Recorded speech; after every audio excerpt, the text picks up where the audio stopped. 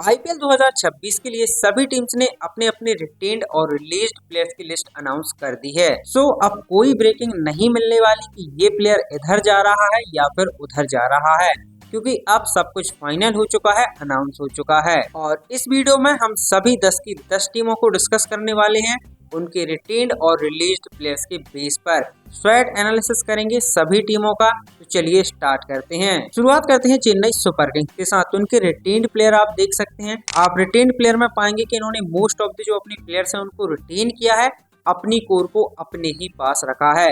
And इसमें इन्होंने सबसे बड़ी संजू सैमसन की ट्रेड की, जो टॉकिंग पॉइंट है, जहां पे ये संजू सैमसन को लेके आए राजस्थान से। एंड उसके बदले में इन्होंने जडेजा और सैम करन इन दोनों को राजस्थान को दिया है। और यही चेन्नई का इस सीजन का सबसे बड़ा टॉकिंग पॉइंट है, क्योंकि ये बहुत बड़ी ट्रेड है जहां ये सैमसन को राजस्थान से लेके आए और अपने इतने मेन प्लेयर जडेजा को इन्होंने दिया और उनके साथ सैम करन को, इन दोनों को इन्होंने राजस्थान को दिया। बाकी रिलीज प्लेयर में यदि हम देखें तो मथीसा पथिराना, जो कि बड़ी रिलीज है क्योंकि इनका चेन्नई के साथ अच्छा बॉन्ड है और आप देखें तो काफी सीजन से चेन्नई के लिए खेल रहे हैं।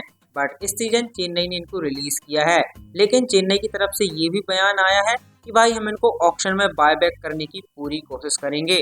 अब देखना इंटरेस्टिंग होगा कि चेन्नई इनको बायबैक कर पाती है या फिर नहीं। तो चेन्नई की यदि हम ओवरऑल टीम देखें तो काफी अच्छी नजर आ रही है अभी। एंड रिमेनिंग पर्स की बात करें तो 43.40 करोड़ इनका पर्स है ऑक्शन में जाते हुए, जिसमें इनको टोटल 9 स्लॉट फिल करने हैं, जिसमें से 4 ओवरसीज हैं। तो चेन्नई हमें अच्छी खासी एक्टिव नजर आएगी ऑक्शन टेबल पर, क्योंकि इनको ओवरऑल 9 स्लॉट फिल करने हैं और इनके पास रकम भी अच्छी खासी है। इसके बाद अगली टीम दिल्ली कैपिटल्स की बात करें तो देखिए रिटेन्ड प्लेयर में आप देखेंगे तो इन्होंने मोस्ट ऑफ दी जो इनके प्लेयर्स हैं उनको अपने पास रखा है, क्योंकि दिल्ली की टीम पिछले सीजन भी हम देखें तो काफी सेटल्ड थी, इसमें ज्यादा परेशानियां नहीं थी। और जब यदि आपको ज्यादा परेशानी नहीं है फिर मुझे नहीं लगता कि छेड़छाड़ करने की आवश्यकता है, और वही दिल्ली ने किया। इन्होंने अपनी मोस्ट ऑफ दी प्लेयर्स को रिटेन किया है। नटराजन को भी इन्होंने रिटेन किया, जो बहुत अच्छी रिटेंशन है और बहुत अच्छी कॉल रही दिल्ली की। नटराजन की यदि हम बात करें तो पिछले कुछ टाइम में ये इंजरी से थोड़ा परेशान रहे हैं, जिसके चलते ये खेल नहीं पाए। लास्ट सीजन भी हम देखें तो उतने मुकाबले नहीं खेले, इंजरी से परेशान थे। बट इस सीजन उम्मीद करेंगे कि जब आईपीएल स्टार्ट हो तो टी नटराजन फुल्ली फिट हो, क्योंकि ये कमाल के गेंदबाज हैं और ये उस तरीके के गेंदबाज हैं जिनके पास अंडर प्रेशर यॉर्कर एग्जीक्यूट करने की काबिलियत है। तो वी होप कि जब इस सीजन स्टार्ट हो तो नटराजन फुल्ली फिट हो और पूरा सीजन खेलें, क्योंकि नटराजन कमाल के बॉलर हैं, इसमें कोई डाउट नहीं है। ट्रेड की बात करें तो उन्होंने 2 ट्रेड की हैं। पहली तो ये नीतीश राणा को लेके आए हैं राजस्थान से, और दूसरी डोनोवन फरेरिया को इन्होंने दिया है राजस्थान को। तो ये इनकी ट्रेड रही है। रिलीज प्लेयर में बात करें तो कोई भी आप देखें तो अनएक्सपेक्टेड रिलीज नहीं है। मोस्ट ऑफ दी उन्हीं प्लेयर्स को रिलीज किया है जो एक्सपेक्टेड थे। इसमें फैफ डू प्लेसेस आपको नजर आएंगे, उसके बाद जैक फ्रेशर आपको नजर आएंगे, देन आपको मिलेंगे सिद्दीकी अटल, मनबत कुमार, मोहित शर्मा एंड दर्शन नलकांडे। तो आप देखें काफी एक्सपेक्टेड रिलीज रहे हैं दिल्ली कैपिटल्स के, अनएक्सपेक्टेड रिलीज इन्होंने नहीं किए हैं। बाकी रिमेनिंग पर्स की बात करें तो 21.80 करोड़ इनका रिमेनिंग पर्स है, जिसमें इनको टोटल 8 स्लॉट फिल करने हैं, जिसमें 5 ओवरसीज हैं। इसके बाद हमारी अगली टीम मुंबई इंडियंस की बात करें तो इन्होंने भी अपनी पूरी कोर को अपने पास रखा है, ज्यादा प्लेयर्स इन्होंने रिलीज नहीं किए। हाँ, बाकी इन्होंने ट्रेड अच्छी खासी की है।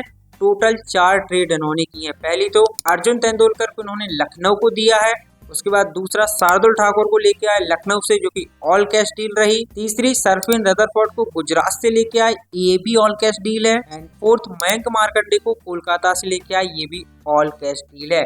तो टोटल 4 ट्रेड मुंबई ने की। तो ट्रेडिंग विंडो में ये काफी बिजी रहे। बाकी ओवरऑल यदि हम देखें तो इन्होंने रिटेन्ड अपनी कोर को अपने पास ही रखा है।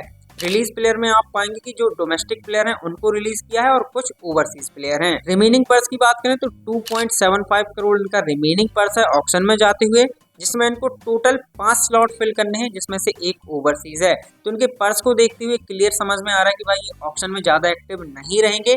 कुछ इनके स्पेसिफिक प्लेयर्स रहने वाले हैं, उनको ये टारगेट करेंगे और उन्हीं को टीम में लाना चाहेंगे। उसके अलावा ये काफी क्वाइट रहने वाले हैं ऑक्शन टेबल पर। इसके बाद बात करते हैं कोलकाता नाइट राइडर्स की, और यहाँ डिस्कशन बहुत आवश्यक है, क्योंकि यदि आप इनके रिटेन्ड प्लेयर देखें ना तो इन्होंने मात्र 12 प्लेयर्स को रिटेन किया है और उसके अलावा बाकी सभी को रिलीज किया है, जिसमें कुछ बड़े बड़े नाम्स भी हैं जिन्हें इन्होंने जाने दिया है।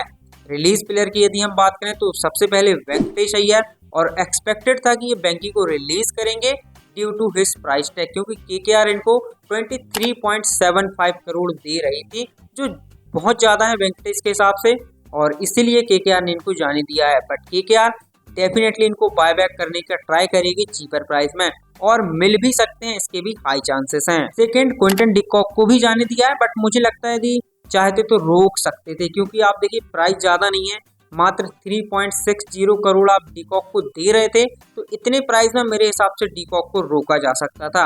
बट केकेआर ने डिसाइड किया कि भाई नहीं, हम इनको जाने देंगे, और अब जब जाने दिया है तो डेफिनेटली ये है कि ये बेहतर ऑप्शन की ओर देखेंगे, डीकॉक को बाय बैक तो ये नहीं करने वाले। थर्ड, लुवनिस सिसोदिया, अब मेरे हिसाब से इनको रोका जा सकता था, 100% रोका जा सकता था, क्योंकि देखिए इंडियन प्लेयर हैं, विकेट कीपर हैं, और आप मात्र इनको 30 लाख दे रहे थे, तो 30 लाख में मेरे हिसाब से इनको डेफिनेटली रोका जा सकता था, क्योंकि मैंने अभी तक जितना भी लुवनिस को देखा है, ये कमाल के स्ट्राइकर हैं, टॉप ऑफ द ऑर्डर खेलते हैं, मॉडर्न टी20 जैसे खेला जाता है उसी तरीके से खेलते हैं, एकदम फेयरलेस बल्लेबाजी करते हैं और इंटेंट के साथ बैटिंग करते हैं। तो मेरे हिसाब से 30 लाख की प्राइस में इनको रोका जा सकता था, एज अ बैकअप आप इनको रख सकते थे, बट केकेआर ने ऐसा नहीं किया, केकेआर ने इनको रिलीज कर दिया है। Fourth, Spencer Johnson and Nokia, दोनों अपने ओवरसीज पेसर को भी केकेआर ने रिलीज किया, और दोनों आप देखें तो इंजरी के साथ थोड़ा फेमिलियर है, इंजरी प्रोन रहते हैं, एंड इनकी परफॉर्मेंस भी उतनी कुछ खास नहीं रही, तो उसके हिसाब से सही डिसीजन लिया, ऑक्शन में जाके ये थोड़े बेहतर ऑप्शन देखेंगे और इन्हें देखने भी चाहिए। फिफ्थ, आंड्रे रसल, जो कि काफी अनएक्सपेक्टेड रिलीज है, क्योंकि मुझे नहीं लगता कि यहाँ पे किसी ने भी ये सोचा होगा कि केकेआर रसल को रिलीज करेगी, स्पेशली मिनी ऑक्शन के पहले। यदि मेगा ऑक्शन होता तो भी लोग सोच सकते थे, बट मिनी ऑक्शन के पहले ये एकदम अनएक्सपेक्टेड है लोगों के लिए। बट यदि मैं अपना पॉइंट ऑफ व्यू बताऊं तो आई एम नॉट सरप्राइज, क्योंकि यदि आप आंड्रे रसल को भी देखें तो 37 के हो चुके हैं, आप फिर उनके रन्स भी उतने स्ट्राइक रेट से नहीं आ रहा है, इंजरी के साथ थोड़ा उनका आप देखें इस समय ज़्यादा है, इंजरी प्रोन रहते हैं। इन सब जब हम सब चीज़ों को देखते हैं तो कहीं ना कहीं लगता है कि आंड्रे रसल को रिलीज होना ही था। यदि हम इमोशनली सोचें तो डेफिनेटली आप इनको रोक सकते थे, क्योंकि एज अ इमोशनल यदि हम सोचते हैं तो केकेआर के साथ काफ़ी लंबा वक्त बिताया है इन्होंने। बट यदि आप थोड़ा इमोशन को साइड रख के देखें तो आंड्रे रसल अपनी प्राइम को पास कर चुके हैं, और इन्होंने केकेआर के लिए बहुत किया है। ऐसा नहीं है कि इन्होंने केकेआर के लिए कुछ नहीं किया, इन्होंने केकेआर को अपने दम पे न जाने कितने मैचेस जिताए हैं, तो इन्होंने बहुत किया है केकेआर के लिए। और अब मुझे लगता है कि शायद वो टाइम आ गया था जब केकेआर इन्हें टाटा बाय बाय बोलने वाली थी, और केकेआर ने वही किया, केकेआर ने रसल को रिलीज कर दिया है, और ये क्लियर इंडिकेशन है कि केकेआर अब फ्यूचर की ओर देख रही है। बट मुझे ऐसा लगता है, हो सकता है कि केकेआर इनको ऑक्शन में चीपर प्राइस में बाय बैक करने की कोशिश करे, may be that is the possibility, but I don't know ऐसा होता है कि नहीं। बट मुझे लगता है कि शायद केकेआर इनको बाय बैक करने की ट्राई करे चीपर प्राइस में। रिमेनिंग पर्स की बात करें तो 64.30 करोड़ इनका रिमेनिंग पर्स है, हाईएस्ट पर्स है केकेआर के पास इस ऑप्शन का, एंड इसमें इनको टोटल 13 स्लॉट भरने हैं, जिसमें से 6 ओवरसीज हैं। तो केकेआर वो टीम होगी जो सबसे ज्यादा एक्टिव रहेगी ऑप्शन टेबल पर, और रहना भी चाहिए, क्योंकि भाई आपको 13 स्लॉट फिल करने हैं तो आपको शॉपिंग भी ढेर सारी करनी है, और ये कुछ बड़े नामों को डेफिनेटली टारगेट करेंगे, और ये भी हो सकता है कुछ बड़े नाम हमें केकेआर में आईपीएल 2026 में खेलते हुए नजर आए। इसके बाद अगली टीम रॉयल चैलेंजर बेंगलुरु की बात करें तो देखिए रिटेन्ड प्लेयर्स में यदि आप देखें तो आरसीबी के लिए बहुत आसान था, क्योंकि डिफेंडिंग चैंपियन है, सारी चीजें इनके लिए मोस्ट ऑफ दी चीजें सेटल्ड हैं, तो उसमें कुछ ज्यादा कोई छेड़छाड़ की आवश्यकता थी नहीं, और आरसीबी ने वही किया, अपनी कोर को अपने पास रखा और मोस्ट ऑफ दी प्लेयर्स को अपने पास ही रखा है। बाकी रिटेन्ड प्लेयर में जो इन्होंने सबसे बड़ी कॉल ली है वो मुझे लगता है यश दयाल को इन्होंने रिटेन किया है। एंड यश दयाल की यदि हम रिसेंट सिचुएशन देखें, करंट सिचुएशन देखें, जो भी सिनेरियो उनके आसपास चल रहे हैं उसे देखते हुए मुझे लगता है कि शायद आरसीबी इनको रिलीज कर सकती थी, क्योंकि चैंपियन जब आप बने उसके बाद जो केस हुआ स्टैम्प पैड का, उसके बाद यश दयाल की करंट सिचुएशन, इन सब को जब मैं देखता हूँ तो मुझे लगता है कि इनको रिलीज किया जा सकता था, बट आरसीबी ने ऐसा नहीं किया, आरसीबी ने इनको रिलीज किया है।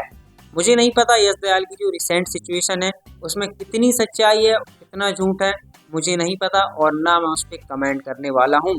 बट जो भी सिचुएशन है उसे देखते हुए मुझे लगता है कि आरसीबी इनको रिलीज कर सकती थी और अदर ऑप्शंस की ओर देख सकती थी, बट आरसीबी ने ऐसा नहीं किया, आरसीबी ने इन्हें रिटेन किया है, जो अपने आप में एक बहुत बड़ी कॉल है आरसीबी की। इसके बाद रिलीज प्लेयर की बात करें तो देखिए जो भी इन्होंने प्लेयर्स को रिलीज किया है आप देख सकते हैं ये सभी एक्सपेक्टेड थे।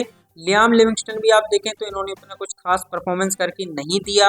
आरसीबी ने इनको अच्छे खासे मौके दिए बट लिविंगस्टन डिलीवर नहीं कर पाए और इसलिए आरसीबी ने इनको जाने दिया है। रिमेनिंग पर्स की बात करें तो 16.40 करोड़ इनके पास पर्स बचा है, जिसमें इनको टोटल 8 स्लॉट फिल करने हैं, जिसमें से 2 ओवरसीज हैं। तो आरसीबी थोड़ी बहुत एक्टिव रहेगी क्योंकि 8 स्लॉट फिल करने हैं, बट ये भी कुछ स्पेसिफिक प्लेयर्स को टारगेट करेंगे और उन्हें ही अपनी टीम में शामिल करने के उद्देश्य से ऑक्शन में आएंगे। इसके बाद हमारी अगली टीम पंजाब की बात करें तो देखिए सरपंच साहब की टीम ना बहुत सेटल थी।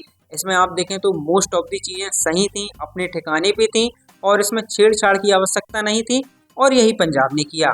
मात्र 5 खिलाड़ियों को रिटेन किया है, उसके अलावा सारी टीम को अपने पास एज इट इज रखा है और सही भी है। जब आपके लिए चीजें सही हैं, आप लास्ट सीजन के रनर अप हैं, अच्छा खेल के आ रहे हैं, तो मुझे नहीं लगता था कि इसमें छेड़छाड़ की आवश्यकता थी और पंजाब ने वही किया, कोई छेड़छाड़ नहीं की।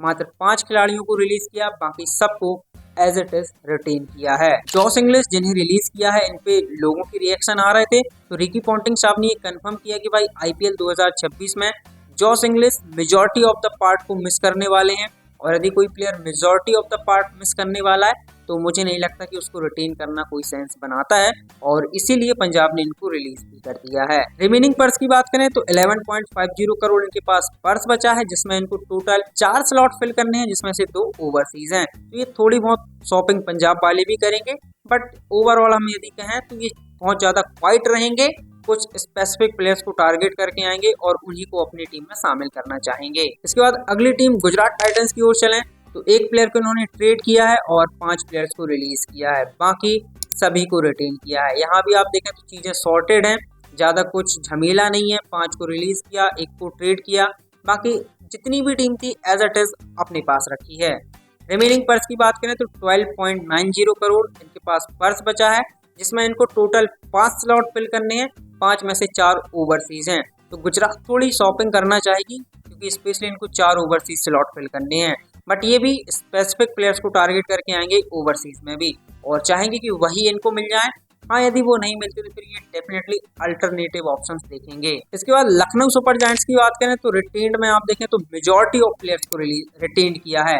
इन्होंने कुछ बड़े रिलीजेस किए हैं, जिसमें एक तो कुछ बड़े नाम है, उसके अलावा तो आप देखें इनकी स्क्वाड काफी बैलेंस है। मयंक यादव को रिटेन किया है एंड मयंक यादव को रिटेन करने के पीछे का जो रीजन है वो क्लियर है कि मयंक यादव का पोटेंशियल, क्योंकि जब एलएसजी वाली यदि आपने मेरी वीडियो देखी है तो उसमें मैंने ये बताया था कि पोटेंशियल वाइज मयंक यादव के पास बहुत पोटेंशियल है।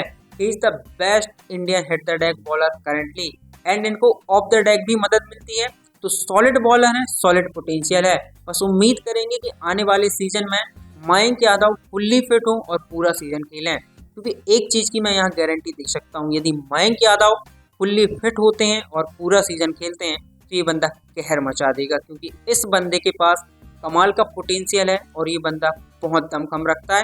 Best Indian hit the deck bowler है, करंटली इंजर्ड है, इंजरी से थोड़ा फेमिलियर है, इसके चलते शायद उतना देखने को नहीं मिलते, बट यदि मयंक यादव आने वाले सीजन में फुल्ली फिट होते हैं और पूरा सीजन खेलते हैं और अपने पोटेंशियल पे खेलते हैं तो ये बंदा आईपीएल 2026 में कहर मचा सकता है। बाकी ये मोहम्मद शमी को ट्रेड करके लेके आए हैं सनराइजर हैदराबाद से। रिलीज प्लेयर में बात करें तो रवि बिश्नोई, बड़ी कॉल, रवि बिश्नोई को इन्होंने रिलीज किया है एंड इन्हें मेगा ऑक्शन से पहले रिटेन किया था, बट इस सीजन मिनी ऑक्शन से पहले रिलीज कर दिया है। एंड एलएसजी वाली वीडियो में मैंने बोला था कि इनके पास दिग्वेश राठी हैं, तो चांस बनते हैं कि ये बिश्नोई को रिलीज कर सकते हैं, बट मैंने ये भी कहा था कि आप रोक सकते हैं, बट एलएसजी ने कहा नहीं, हमें नहीं रोकना, हम जाने देना चाहते हैं और इन्होंने बिश्नोई को रिलीज कर दिया है।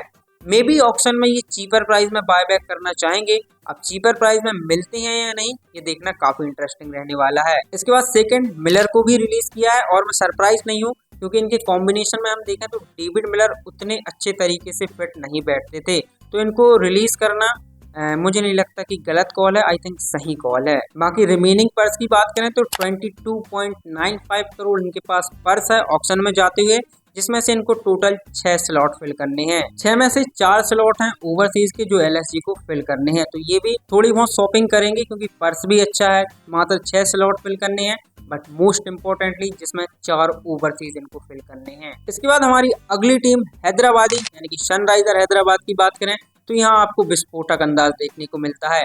एंड रिटेन प्लेयर में देखें तो इन्होंने मोस्ट ऑफ द प्लेयर्स को रिटेन किया है, ज्यादा कोई बड़े रिलीजेस इन्होंने नहीं किए हैं। मात्र 7 खिलाड़ियों को रिलीज किया है, जिसमें समी को इन्होंने ट्रेड कर दिया है लखनऊ को।